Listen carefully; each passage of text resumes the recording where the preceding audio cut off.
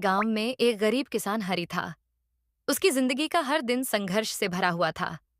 छोटा सा खेत, बेमौसम बारिश और कभी कभी अकाल की मार। हरी के लिए इन सब का सामना करना आसान नहीं था। उसकी पत्नी सुमित्रा और 2 बच्चे उसकी दुनिया थे, जिनके लिए वह दिन रात मेहनत करता था। एक साल फसल बुरी तरह से खराब हो गई। पूरी जमीन पर एक भी दाना ठीक से नहीं उगा। हरी के पास खाने पीने का सामान भी नहीं बचा।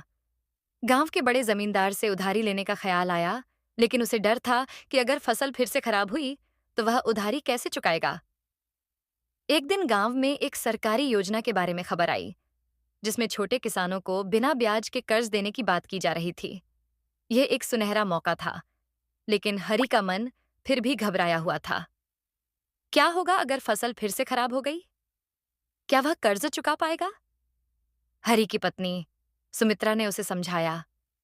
अगर तुम हिम्मत नहीं हारोगे तो हमें अपनी तकदीर बदलने का मौका मिलेगा।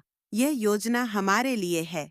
तुम्हारी मेहनत और इस कर्ज से हम फिर से खड़े हो सकते हैं। मन में डर के बावजूद हरी ने कर्ज लेने का फैसला किया। उसने बीज और उर्वरक खरीदे और अपने खेतों को ठीक से तैयार किया। अब उसकी उम्मीदें पूरी तरह से उस कर्ज और मेहनत पर टिकी थीं। कुछ महीनों बाद गांव में बारिश समय पर हुई और फसल अच्छी हुई। हरी का खेत हरा भरा हो गया। उसके पास इतना अनाज था कि न केवल वह अपना कर्ज चुका सका, बल्कि उसने अपने परिवार की जिंदगी भी बेहतर बना ली। अब हरी खुश था। वह जानता था कि सही समय पर लिए गए निर्णय और कठिन मेहनत से कोई भी हालात बदल सकते हैं। उसके पास अब खेती के लिए बेहतर साधन थे और उसने कभी उम्मीद नहीं छोड़ी। मॉरल: जीवन में कभी हार नहीं माननी चाहिए। मेहनत और सही निर्णय से हालात बदल सकते हैं।